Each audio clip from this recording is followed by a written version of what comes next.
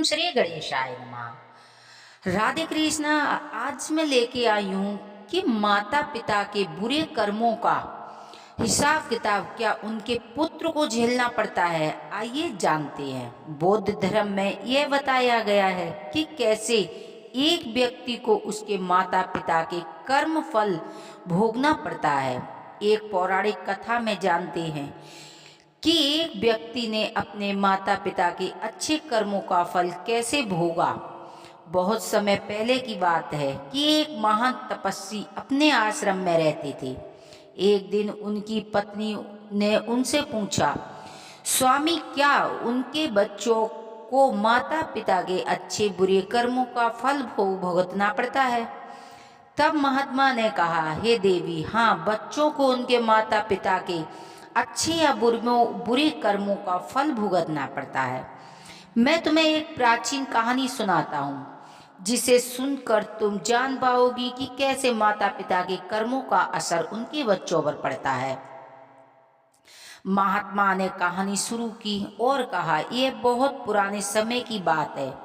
एक गांव में एक गरीब आदमी रहता था। वह बहुत मेहनत करता था और अपने परिवार का पालन पोषण करता था। उसे रोज 50 रुपए मजदूरी मिलती थी और वह हर दिन उसमें से आधा दान कर देता था। कुछ समय के बाद उसके घर में एक लड़के का जन्म हुआ। अब उसके परिवार में 3 सदस्य थे, पति, पत्नी और उनका बेटा। लेकिन धीरे धीरे महंगाई बढ़ने लगी और उस गरीब आदमी के लिए परिवार का पालन पोषण बहुत मुश्किल हो गया। एक दिन उसके बेटे ने उसे पूछा, पिताजी, आप रोज 50 रुपए कमाते हो और इसमें आधा आप दान कर देते हो, तो फिर हम कैसे गुजारा करेंगे? उनकी पत्नी ने बेटे को कहा, तुम्हारे पिता यह दान तुम्हारे लिए ही करते हैं। लेकिन बच्चा बहुत छोटा था और यह बात नहीं समझ सका। कुछ समय बाद उस आदमी ने एक दुर्घटना में उसकी मृत्यु हो गई। जब उसकी मृत्यु हो गई, उसकी पत्नी और उसके बेटों को ये खबर मिली तो वे बहुत दुखी हुए। एक दिन बेटे ने अपनी माँ से पूछा, माँ, पिताजी कहाँ चले गए? उसकी माँ ने जवाब दिया कि बेटा, तुम्हारे पिताजी यमराज के पास गए हैं।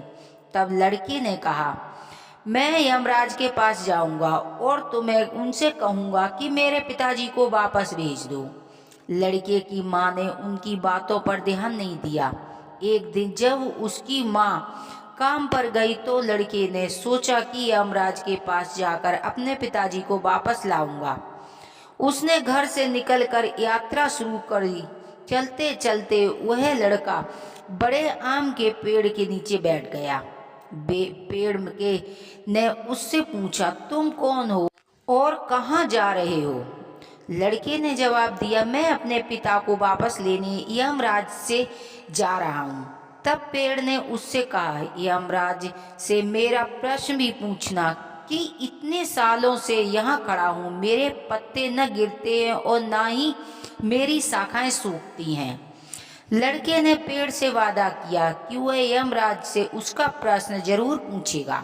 अपनी यात्रा जारी रखी। रास्ते में उसे एक इच्छाधारी सांप मिला। उसने भी उससे वही सवाल कहा। सांप ने कहा, यमराज से मेरा प्रश्न पूछना कि यहाँ कितने सालों से अचल हूँ और न चल सकता हूँ, हिल नहीं सकता हूँ।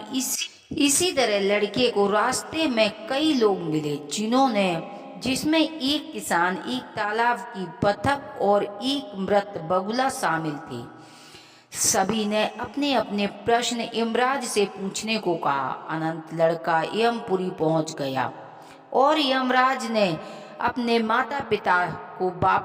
पिता को वापस भेजने की विनती की।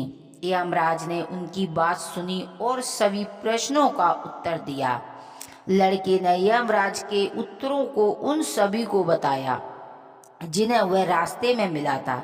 यमराज ने उत्तरों के अनुसार उन सब की समस्याओं का समाधान हुआ और उनकी आत्मा को मुक्ति मिल गई।